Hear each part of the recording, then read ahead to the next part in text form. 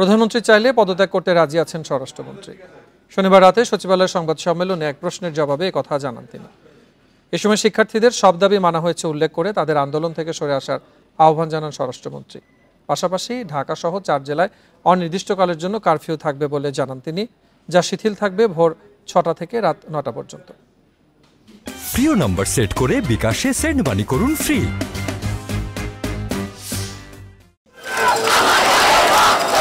দিনভর রাজধানীর বিভিন্ন জায়গায় মিছিল করেন শিক্ষার্থীরা।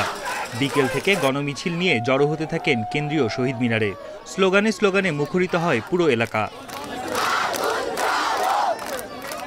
এ সময় সরকারের পদত্যাগের এক দফা দাবিও জানান শিক্ষার্থীরা। এমন পরিস্থিতিতে শনিবার রাত 10টায় সচিবালয়ে সংবাদ সম্মেলন করেন স্বরাষ্ট্রমন্ত্রী। বলেন, শিক্ষার্থীদের সব দাবি মেনে নেওয়া হয়েছে। এবার আন্দোলন থেকে সরে এসে আরও কিছু বলার থাকলে প্রধানমন্ত্রীকে সরাসরি বলতে পারেন শিক্ষার্থীরা। সব দাবি কোর্ট এবং আমাদের থেকে মানা হয়ে গিয়েছে। তারা যা যা পরবর্তী দাবিগুলি করেছিল পুলিশের বিচারের আওতায় আনার, সেও আমরা করেছি। আমার মনে হয় এখন সময় আসছে আমাদের প্রিয় ছাত্র ভাইরে, তারা যেহেতু তাদের আর কোনো দাবি অবশিষ্ট নেই, তারা আন্দোলন থেকে তারা তাদের স্ব ক্ষেত্রে চলে যাবেন, এটাই আমরা আশা করি। এ সময় শিক্ষার্থীদের দাবি অনুযায়ী পদত্যাগ করবেন কিনা প্রশ্ন করা হলে স্বরাষ্ট্রমন্ত্রী বলেন, প্রধানমন্ত্রী চাইলে তিনি সরে যেতে প্রস্তুত। তো প্রয়োজন হলে যে এইরকম যদি কিছু সিচুয়েশন আসে, মাননীয় প্রধানমন্ত্রী যদি মনে করেন, তো আমরা সবসময় দেশের জন্য কাজ করি, আমরা সেইটা করব যদি প্রধানমন্ত্রী মনে করেন। আন্দোলন শিক্ষার্থীদের হাতছাড়া হয়ে রাজনৈতিক বিষয়ে রূপ নিয়েছে বলে আবার উল্লেখ করেন তিনি। কোটা আন্দোলনে নেই, ছাত্রদের আন্দোলনে নেই, এখন রাজনৈতিক আন্দোলনে চলে গিয়েছে। মন্ত্রী জানান, ঢাকা, নারায়ণগঞ্জ, গাজীপুর ও নরসিংদীতে পরবর্তী নির্দেশ না দেওয়া পর্যন্ত কারফিউ থাকবে। শিথিল থাকবে ভোর 6টা থেকে রাত 9টা পর্যন্ত। অন্যান্য জেলায় কারফিউর সিদ্ধান্ত নেবেন জেলা প্রশাসকরা। বনি ইবনে কামাল, ইন্ডিপেন্ডেন্ট নিউজ, ঢাকা। বিষয়টি নিয়ে আরো জানাতে বার্তাকক্ষ থেকে আমাদের সাথে যোগ দিচ্ছেন সহকর্মী অনিমেষ কর। অনিমেষ, প্রধানমন্ত্রী বলেছেন গণভবনের দরজা খোলা এবং শিক্ষার্থীদের দিয়েছেন, এদিকে শিক্ষার্থীরা আবার এক দফা দিয়েছেন, এ বিষয়টি নিয়ে কি বলবেন? এরপর প্রধানমন্ত্রীর সঙ্গে কিন্তু আজ সন্ধ্যা থেকে রাত 10:30 পর্যন্ত বৈঠক হয়েছে 24টি সরকারি এবং বেসরকারি বিশ্ববিদ্যালয়ের উপদেশ ভিসি এবং 23টি কলেজের অধ্যক্ষদের সঙ্গে, এবং সেখানে প্রধানমন্ত্রী এই আন্দোলনের বিভিন্ন বিষয় নিয়ে তাদের সঙ্গে মতবিনিময় করেছেন এবং শিক্ষকরাও বেশ কিছু পরামর্শ দিয়েছেন। সেই বিষয়ে আপনাকে একটু জানাতে চাই, সেখানে বিশ্ববিদ্যালয় কবে খুলবে বা না খুলবে সেসব বিষয় নিয়েও কথা হয়েছে, যেটি বেশিরভাগ মানুষের জানার আগ্রহ, কবে খুলবে শিক্ষা প্রতিষ্ঠানগুলো।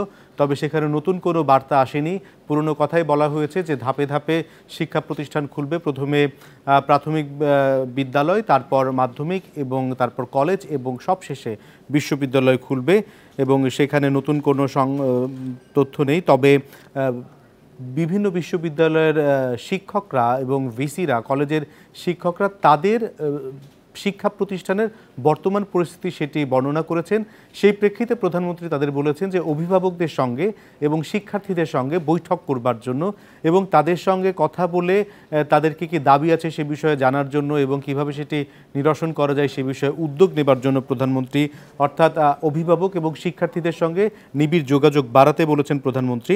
এবং শিক্ষকরাও বেশ কিছু পরামর্শ দিয়েছেন। বর্তমান পরিস্থিতিতে সব ধরনের সংঘাত এড়িয়ে রাজনৈতিক সংলাপ করে হলেও এই সংকটগুলি মোকাবিলা করতে প্রধানমন্ত্রীর প্রতি শিক্ষকরাও পরামর্শ দিয়েছেন। এবং তার আরেকটি পরামর্শ দিয়েছেন মন্ত্রিসভায় প্রয়োজনে রদবদল করবার জন্য, মন্ত্রিসভায় নতুন মুখ আনবার জন্য, এবং যেসব মন্ত্রীদের বিরুদ্ধে নানা ধরনের অভিযোগ রয়েছে, যাদের অতি কথনের কারণে নানা ধরনের সংকট তৈরি হয়েছে, সেসব মন্ত্রীদের সরিয়ে দেবার পরামর্শও দিয়েছেন শিক্ষকেরা, বিভিন্ন বিশ্ববিদ্যালয়ের ভিসিরা। এবং তার আরেকটি পরামর্শ দিয়েছেন, আওয়ামী লীগের অনেক বর্ষিয়া নেতা রয়েছে যারা এখন রাজনীতি থেকে একটু দূরেও রয়েছেন অনেকে, এবং অনেক ত্যাগী নেতা রয়েছেন যারা এখন সরাসরি বিভিন্ন দায়িত্বেও নেই, তাদেরকে অ্যাক্টিভ করবার জন্য প্রধানমন্ত্রীকে পরামর্শ দিয়েছেন বিভিন্ন বিশ্ববিদ্যালয়ের শিক্ষকরা, এবং 14 দলকে আরও সক্রিয় করার পরামর্শ দিয়েছেন। এবং তারা বলেছেন যে বর্তমানে দেশে যে সংকটটি হচ্ছে এটি একটি রাজনৈতিক সংকট, এই সংকট রাজনৈতিকভাবে মোকাবিলা করবার জন্য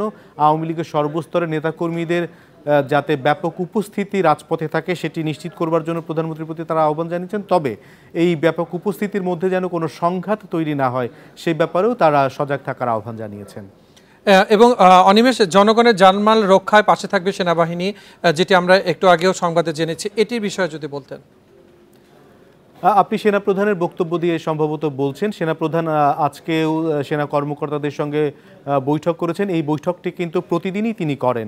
সেনাবাহিনীর জিওসি এবং উচ্চস্তরের কর্মকর্তাদের সঙ্গে তিনি বৈঠক করেন। সেখানে তারা বলেছেন যে জনগণের যাতে জানমালের নিরাপত্তা থাকে, জনগণের জীবনে যাতে শান্তি থাকে, সেজন্যই সেনাবাহিনী মাঠে আছে এবং সেজন্য সেনাবাহিনী সবসময় প্রস্তুত যাতে জনগণের জীবনের কোনো ধরনের হানি না হয় সেটি নিশ্চিত করবার জন্য এবং তাদের শান্তি নিশ্চিত করবার জন্য সেনাবাহিনী যে দায়িত্ব পালন করছেন।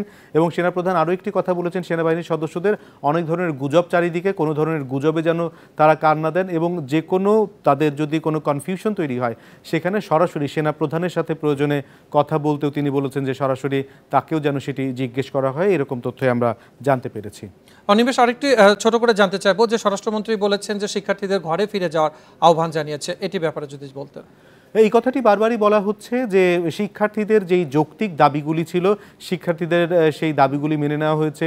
কোটা নিয়ে তাদের যেই দাবি ছিল সেই দাবি মেনে নেওয়া হয়েছে।